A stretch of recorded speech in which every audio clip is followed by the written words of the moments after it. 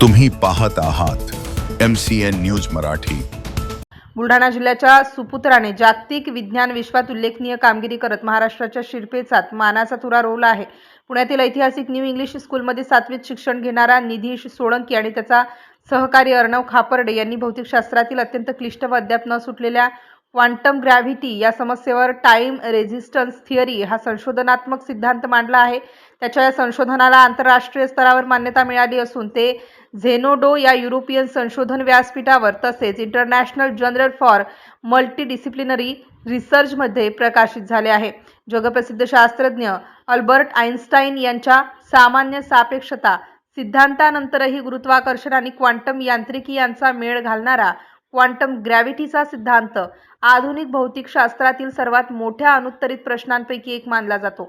जगभरातील अनेक नामवंत वैज्ञानिक या समस्येवर संशोधन करत असतानाच अवघ्या 7वीत शिकणाऱ्या निधीश आणि अर्णव यांनी या विषयाकडे पाहण्याचा नवा दृष्टिकोन आपल्या टाइम रेझिस्टन्स थिअरीद्वारे मांडलाय।